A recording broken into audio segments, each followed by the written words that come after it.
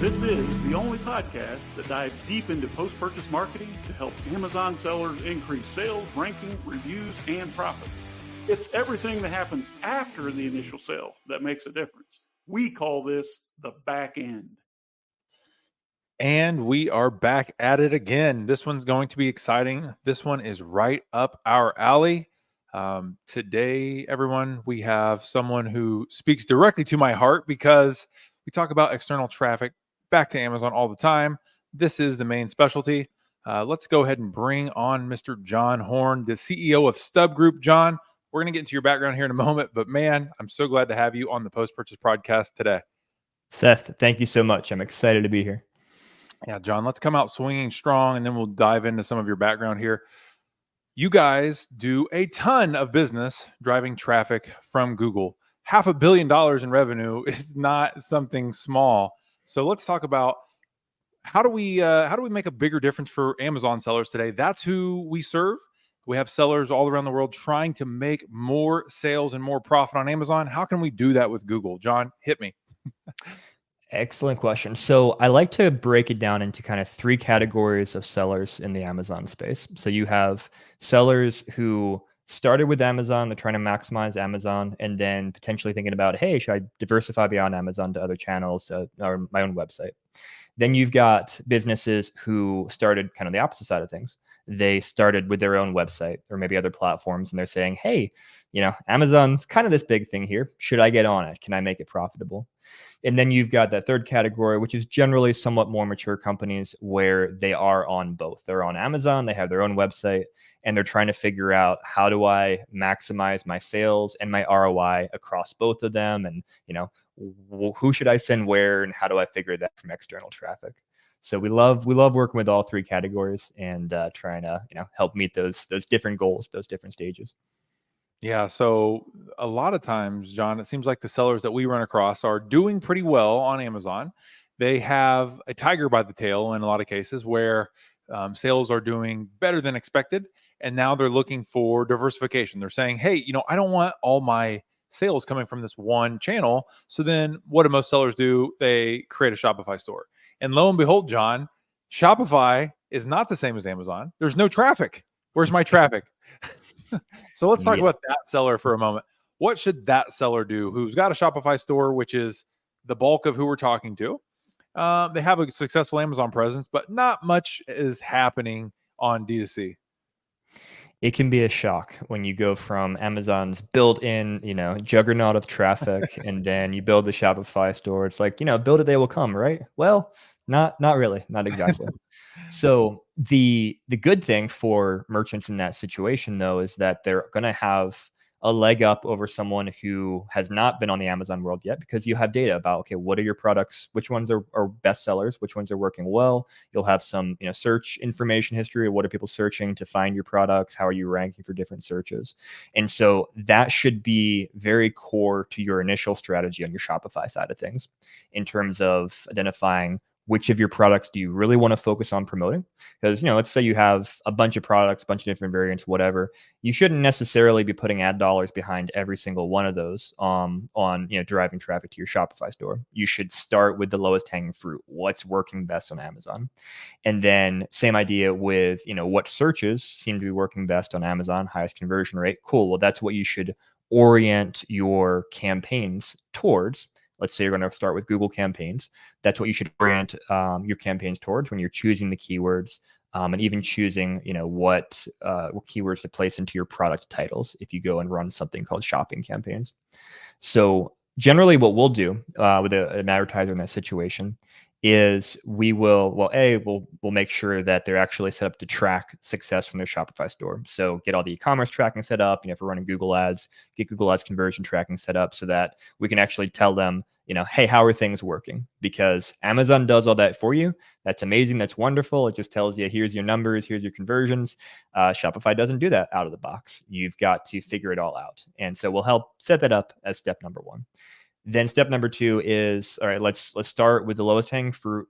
figure out what are your best sellers on Amazon. And often we'll start with what we call shopping campaigns on Google, which, when you search for a product on Google, you'll see the listings come up. It's got a picture of the product, the price, the name. That's a shopping listing. And generally speaking, for e-commerce websites, that type of ad has the highest ROI on the Google side of things. So we'll start with that, start seeing what traction we can get, and then grow from there in terms of text ads, maybe YouTube ads, Google display ads, other things like that. Well, that's pretty cool, John. I'm just going to interrupt the flow here. The sword in the background looks amazing. You got to give me the history of this thing real quick. I love it. So I'm a history buff, and that's a replica of the William Wallace sword back in the days of the Scottish and English Braveheart days. Oh man, that's amazing. So, John, one of the reasons why we focus so much on external traffic here at Post Purchase Pro is because if I can take a customer that is in their email or wherever, but they're not on Amazon, and I can get them to show up on an Amazon listing, Amazon recognizes that and they say, hey, this listing is really valuable to our platform because they actually bring traffic from other places to Amazon, and they know how much that is worth to them. So then they lift your listing up in the rankings, which is organic, which boosts your organic traffic because it's essentially free traffic.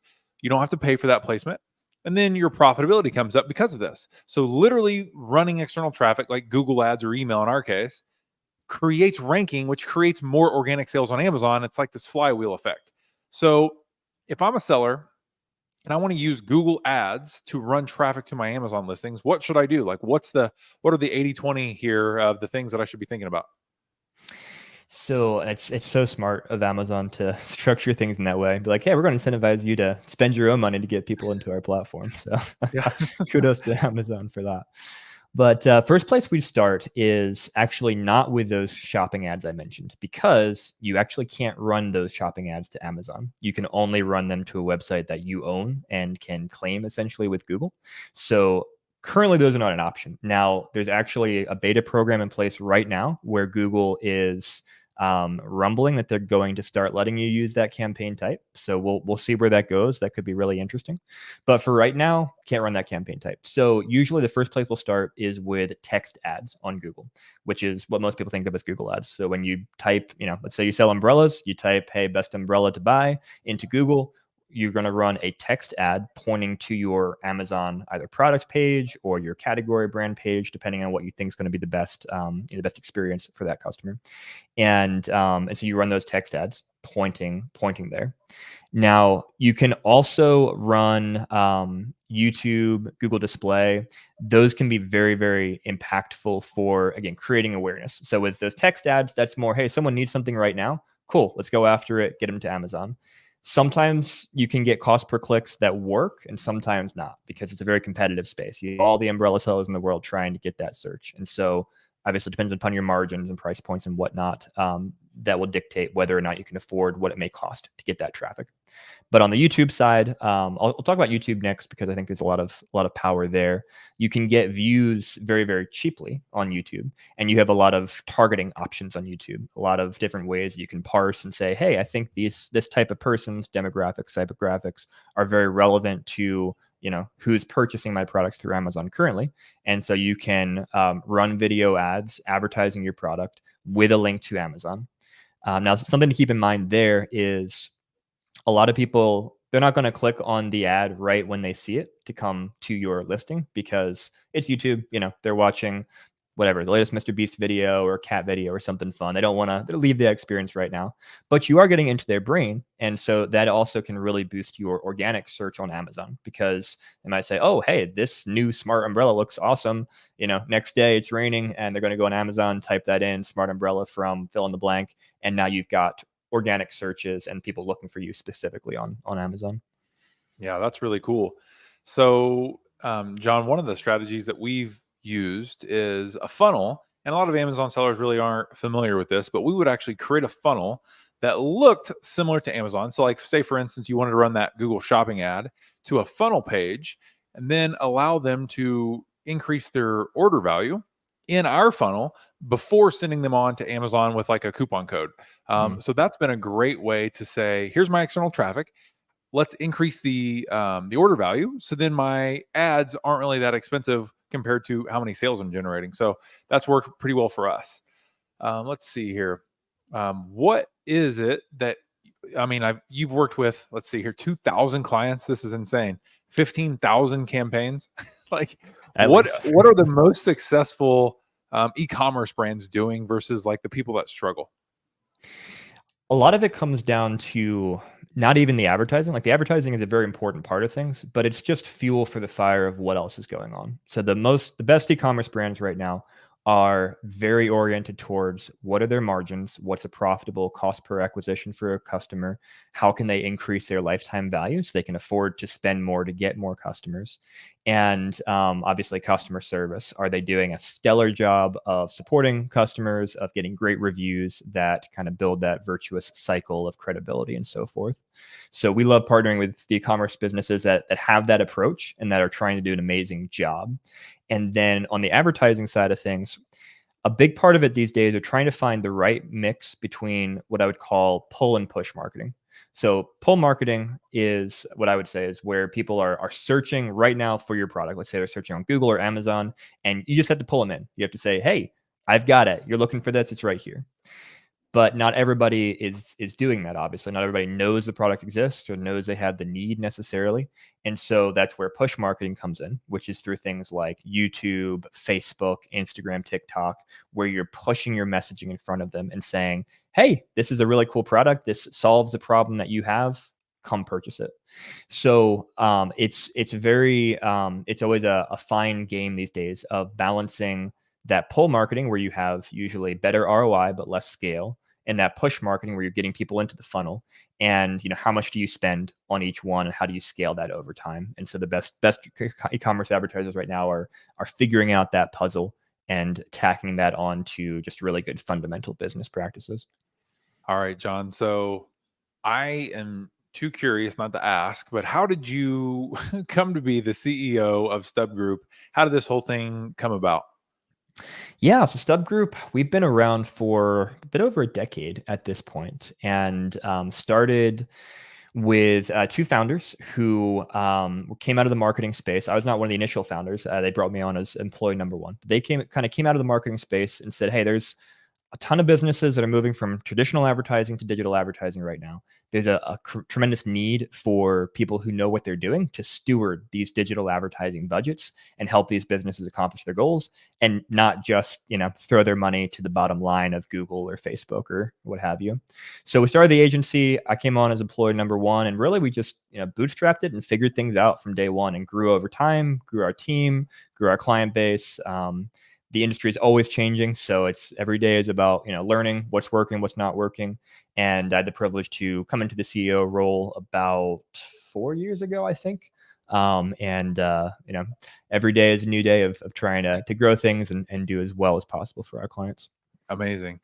So let's see here. So John, if I am a seller and I jump into this wild world of Google, I might need some help because I don't understand it. I've spent all my time, all my resources, all my effort learning Amazon, and it is working. But if I want to amplify it with Google, sometimes, I might need a partner like you to step in and say, hey, I can actually probably do this a little better because this is where my entire focus is. What does that look like for a seller? Who do you actually want to work with and can help? And then what do we have to do as a seller to facilitate you helping us drive results? Fantastic questions. So we want to help with businesses who ideally have that approach, that I outlined, of how they think about their numbers and how they think about their margins and having things tightly figured out. Now, that said, you don't have to be $1 million brand to work with Stub Group. We work with every size brand, including people just getting started, and we're literally helping them prove the concept of their product and advertising. So really, to get started, just reach out through our website, stubgroup.com. And the first thing we'll do is a free consultation with you where we take a look at what are you selling, what are your goals, and we'll do some research, take a look at the market, think through, hey, what are the opportunities, kind of what's our action plan, how would we get working for you?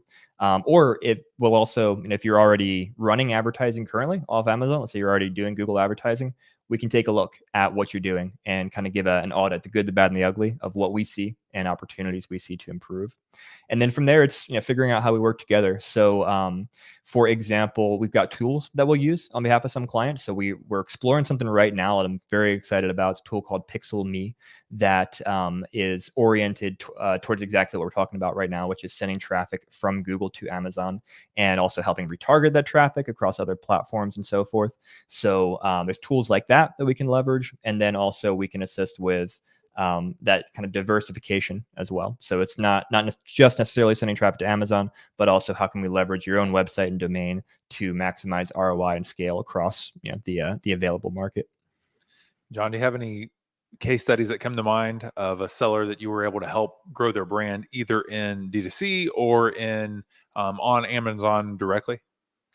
So actually, I was chatting today with a client. They are in the bedding space, and when they came to us, getting close to a year, like probably 6 months, 7 months, somewhere in that range.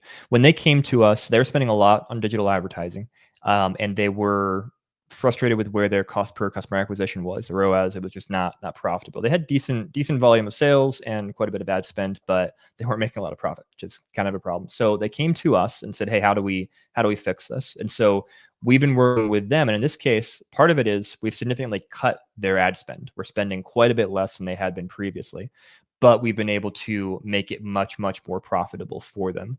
And so we've gotten them to the point where, hey, they're actually making money. They're not just, paying to send products for free to customers. And so I think we're spending about, I think this month we spent like 70% less than they spent same year last year, but the ROAS is 50% higher than last year. And so, from a profit perspective, they're in a much better place. And now we're thinking through, okay, how do we, again, kind of conservatively scale from here? They still want more revenue, obviously. How do we do that? But how do we make sure we can do it without sacrificing the margin too much and getting them back to a place of not being profitable?